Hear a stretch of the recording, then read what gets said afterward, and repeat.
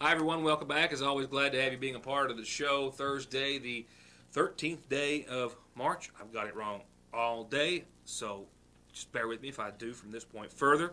Sunshine today was nice. Didn't go that far to warm things up. That's going to change. We've got near 60 tomorrow, some winds to talk about, but sunny and some nice conditions. And all in all, the forecast is really looking up right about where it should be for close to the middle of March. We're going to see temperatures in the 50s, low to mid to upper.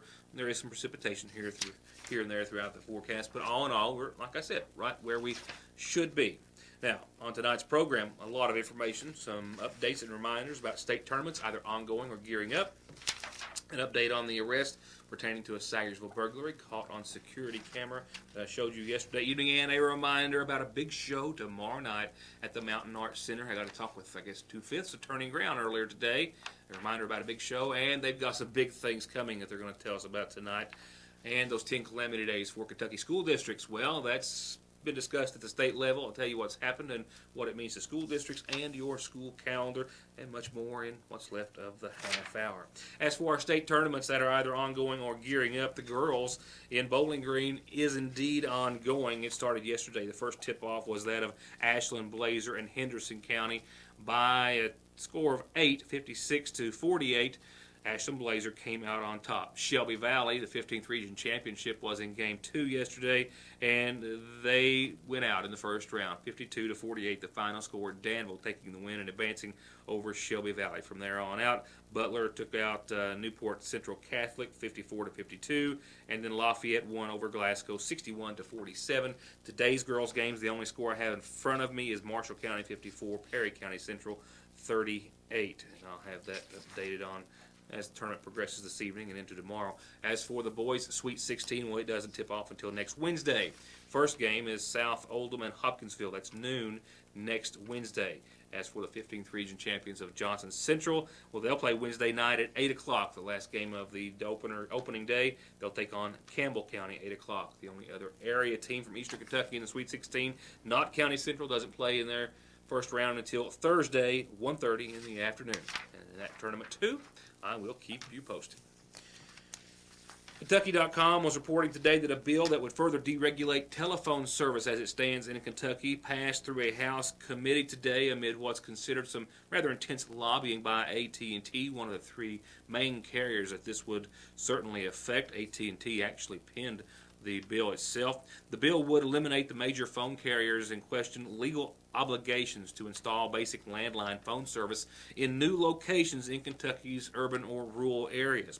AT&T, Windstream, Cincinnati Bell, it says, would be allowed to provide phone service not through a landline basis, but through a wireless plan or an internet-based service.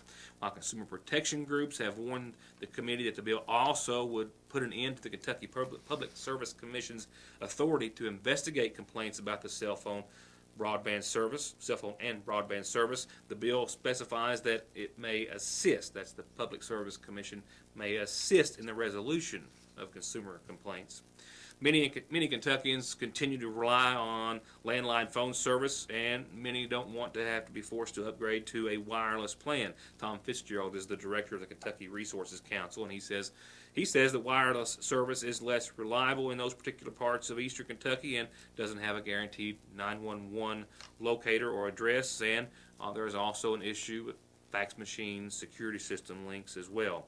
Activists with the group Kentuckians for the Commonwealth told the House panel during testimony that cell phone reception is just not as good in some remote parts of the state, especially in the mountains of eastern Kentucky. Lawmakers, they were told, should be cautious about relieving the phone carriers of their responsibility to install landline service. AT&T executives, though, countered to those points that the bill would let their corporation free up some money to put back into its digital infrastructure in the Commonwealth, and the savings would come from the phone carriers no longer having to expand what they consider to be outdated landline systems. They also say that no one would lose existing landline services. Now, this has been a long talked about bill. There were versions in the past which didn't make it through. One of those was because they would have allowed some landline service to be withdrawn from rural areas. This does keep current landline service in those areas intact. Well, in the past year, it's gone up. 1 year, just about 1%. Average U.S. house rates on fixed mortgages, they did continue to rise last week, but they're still relatively close to historically low levels. Freddie Mac reports today that the average rate for a 30-year loan increased to 4.37%. That's up about 0.5% from last week. Actually, not quite that much, 0.5%, my apologies. The average for the 15-year mortgage rose to 3.38%. It went up to 4.37 from 4.28 in the 15-year, went to 3.38 from 3.32. Mortgage rates have continued to rise rather slowly, but rise almost a full percentage point since they hit record lows just about a year ago this time. The increase driven by speculation that the Federal Reserve is going to pull back and ease on its $85 billion a month bond purchases, which have helped keep long-term interest rates at those historic low levels. Saying the economy is gaining strength. The Fed announced in December and January that it was going to start reducing its monthly bond purchases, and that's behind the modest increases. I'll tell you about the school calendar. It's still just as it has been, but there was movement on that front today. We'll get to that in top headlines right after this. Just for you, just this month, our famous chicken strip basket with Texas toast, tasty gravy, and fries or onion rings is only $4.49. And if you haven't for a while, take a closer look at the ultimate. Closer, closer. 2 home-style burgers, bacon, cheese, lettuce, tomato, pickles, and our special sauce make it just that, the ultimate. Or our juicy pork barbecue sandwich with slaw on top or on the side. At your Sayersville Dairy Queen, where March is all about green with the mint Oreo for the blizzard of the month at your Sayersville DQ.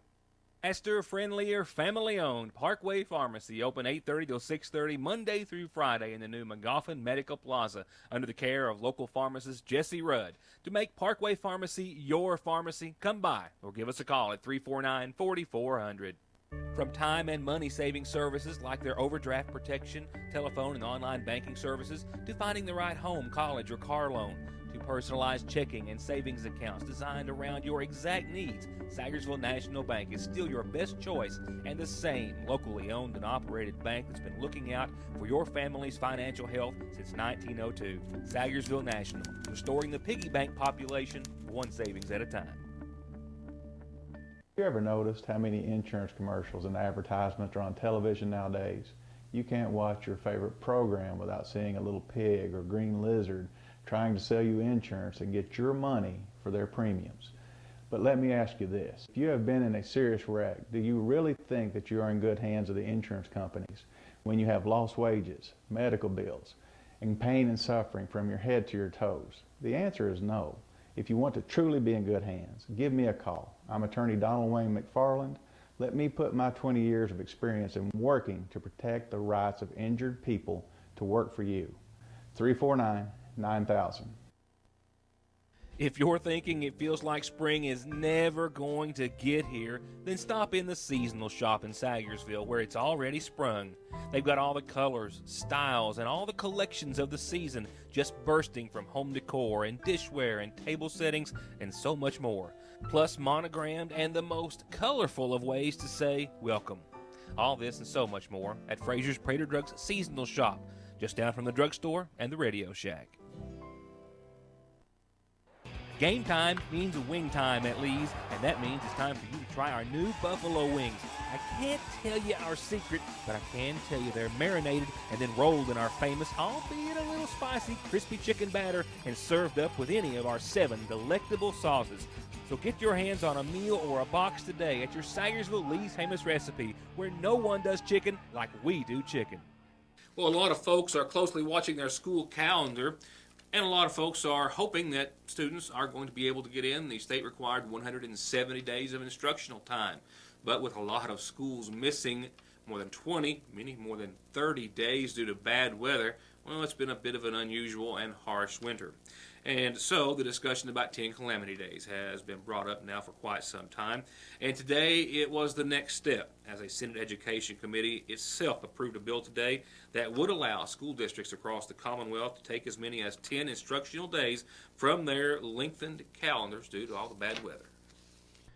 In the new draft, a revision, if you will, of House Bill 211 Each school district has to apply to the Kentucky Department of Education for a waiver after they've missed 10 days, and they've already used up any and all of their makeup days that they could from their calendar. Well, the bill also says that school districts that had some shortened days, well, they can count those as full days if they go to the efforts of making up that lost time by adding some extra time onto any remaining school days. Well, we all know a lot of school districts across Kentucky, more so in eastern Kentucky, have seen, well, a lot of days out. Several missing more than 30 days because of snow and ice and bad conditions. McGoffin County, right on the heels of that, at 25 missed days. Some schools in central Kentucky, well, they didn't see as many, but for them, 13 to 15 days is considered a lot, and that's what they've got. Under state law, schools are required to have 170 instructional days with 1,062 hours of instructional time. But in extreme circumstances like the winter we've had, well, that may be shortened. With the matter now through the Senate Education Committee, it still has to be signed by the governor, Kentucky Education Commissioner Terry Holliday, and then local school boards must adopt after applying for those days. And it's not a sure thing as of right now that they'll all get an automatic 10 days. My last check just a few moments ago with the Big Sandy Regional Detention Center, a McGoffin County man remained jailed after being caught on security camera burglarizing a Sagersville home in the middle of the afternoon, day before yesterday. 33-year-old Willie J. Reisner of Sagersville is seen here after being seen here on security footage taken by security cameras outside a residence shared by Charlie Rao and Marissa Joseph. Strange set of circumstances resulting in this burglary this week in broad daylight. He just seen me at Speedway and asked me to sell him a dryer, and I told him I was going out of town to look at a car. And he must have knew that I was going to be gone for a while, and come and caught me gone and just put my door in. When I came home, the door, there was like pieces of wood that had fell off the door. And I let my dogs out, and I locked the door, and I opened it, and the door was locked. It was still open, so I know that the door had been like, broke in or something. Yeah. And just after entering the residence, as we showed you yesterday, and grabbing a jug of change, bringing it outside, and then re-entering, it appeared as though to steal something else, he was scared off by a relative of Rao's, his sister, who pulled in the driveway and was only a few feet and seconds away from catching him literally in the act. Reisner was arrested by the Sagersville Police Department. I confirmed through Officer Mike Nichols last night that they took him into custody and lodged him in the Big Sandy Regional Detention Center. The case being handled by the Sagersville Police Department. Nichols says Reisner was charged with second-degree burglary, and he's still lodged in the Big Sandy jail at this hour. No word on any charges that may be pending against the driver, who is believed to have dropped him off and then waited for him to pick him back up and then took him from that residence with the stolen change. We've still got more ground to cover. Turning ground, one of our top stories, in fact. But for now, let's see what's happening. And let's do it by checking in with tonight's McGoffin Farm Bureau community calendar. We've got birthday wishes to start off. 6th birthday wishes to begin. This is Sydney McKaylin Salyer. From her dad or mom, Jackson, Lexi, Granny, Nina, family, friends. They love you, fat cat, it says. And a happy 6th birthday to a very smiling Sydney McKaylin Salyer. Happy birthday to you.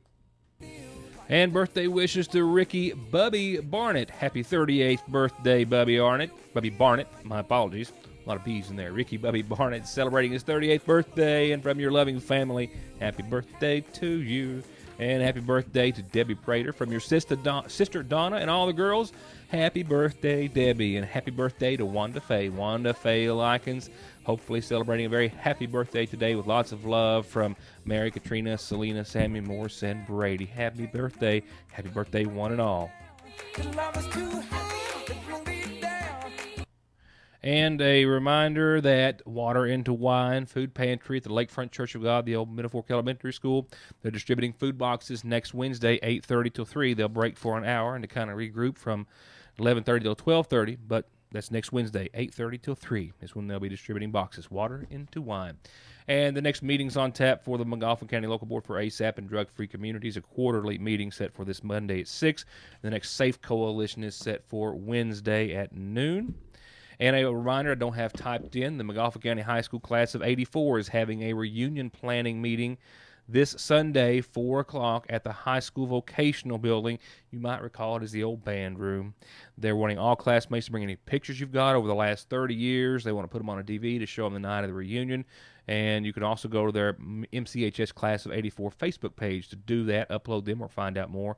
The reunion's been set for July the 19th. That does it for calendar announcements. A quick reminder, this is how you get them on the program, and you can always do it for free. Bringing you the following funeral service announcements is the McGoffin County Funeral Home and McGoffinCountyFuneralHome.com. Listings in Paintsville include services to be held in honor of Evelyn McClure, my apologies. At the age of 85, she passed away on Monday. Services, we have learned, were held earlier today in Paintsville for, once again, Evelyn McClure. 17-month-old Brooke Lynn Rao, a resident of Midcalf Road in Ashland, passed away on this Monday in Ashland, Kentucky, the daughter of Billy Ray Rao and Shannon Danielle Thomas. Funeral services are set to be held tomorrow at 2 o'clock from the chapel of the Sigersville Funeral Home. The family welcomes friends for the remainder of the evening and any time before services tomorrow. Billy Rand Jordan Jr., 49, of Sugar Camp in Sigersville, passed away on Tuesday. Son of the late Billy Rand Sr. and Judith Jordan. He leaves behind his wife, Mary Kay Fletcher Jordan, son Shannon Jordan, daughter Tiffany Jordan, and a host of family and friends. Funeral services for Billy Rand are going to be held tomorrow, 11 in the morning, from the Full Gospel Mission Church on Jim Arnett branch of Sigersville. Visitation continues this evening at the Sigersville Funeral Home. And we've learned of the passing today of 62-year-old Charlene Connolly of Birch Branch, who passed away on today's date.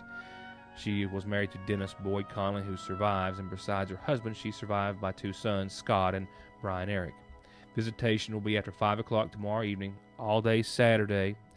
It will begin at 3 o'clock on Saturday and until services, which begin at 5 o'clock on Saturday. All arrangements held by the McGoffin County Funeral Home.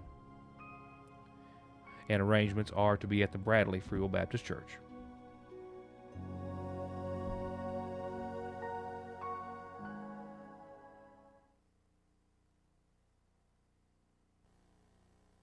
Hi, I'm Rodney Minnick, born and raised in McGoffin County. I wish to see my family and theirs one day grow old in a place I so love. But to live here and be safe, we need to put honor, experience, and confidence in the Sheriff's Department. A graduate of the Department of Criminal Justice Academy, I have 7 years of dedicated service to McGoffin and Johnson County. And with your support, I would like to take that leadership straight to those responsible for selling drugs and stealing from our home. Please vote Rodney Minnick, Republican candidate for Sheriff of McGoffin County. Thank you. At the end of every race, Mark Martin hangs up his driving gloves. He hangs up his fire suit. And he hangs up his helmet. Which is why he picks up his phone and opens the ER Extra app. The app shows ER Extra wait times, locations, and more. It's the one safeguard Mark Martin is never without. ER Extra at Paul B. Hall Regional Medical Center. Extra fast, extra easy, extra great. Don't have or don't want a co-pilot? Then take advantage of the comfort, safety, and narrow sure-footedness of the Sportsman Ace, the latest Polaris innovation to take you and only you and your gear, like say an ultra-quiet and efficient Polaris power generator, as far as you want to go. Choose from a huge selection at Conley's in Paintsville. Appalachian Wireless has the latest technology in wireless with the most affordable price. It's the new Samsung Galaxy S4 Mini. This phone does it all in a brand new size. It has expandable memory with up to 64 gigabytes, a great 8-megapixel camera with flash and autofocus. It even has a front-facing camera for Google Hangout. The Samsung Galaxy S4 Mini. Buy one at $49.99. Get the second one for only a penny when you sign up for service. Appalachian Wireless. Better service, bigger savings. Always the best selection of hand-picked, quality, pre-owned cars, trucks, and SUVs, all with the service, prices, and financing aimed at making sure you drive off with the deal and vehicle you've been looking for. Premier Motors in Paintsville, 297-4121. Well, if all goes as planned, it really doesn't happen that way very often. But if all goes as planned on tomorrow night's program, I'm taking a little tour of a really major facility, a meat processing facility known as the Chop Shop down around Hazel Green. And we've been trying to get together for the past couple of days, and their schedule and mine has not coincided, but we think we're going to get it tomorrow. Look for that report. And also, the Sagersville National Bank, one of our sponsors that we're so proud to have, well, they've got some new things to add to their services. They've been fine-tuning, and they are complete and ready to go or download. We hope to elaborate on that as well. And hopefully I hope to elaborate on a beautiful weekend forecast. Well, we'll see about that. Tonight, let me remind you about a big show tomorrow. Turning Ground has been turning heads and ears since the local group came to existence.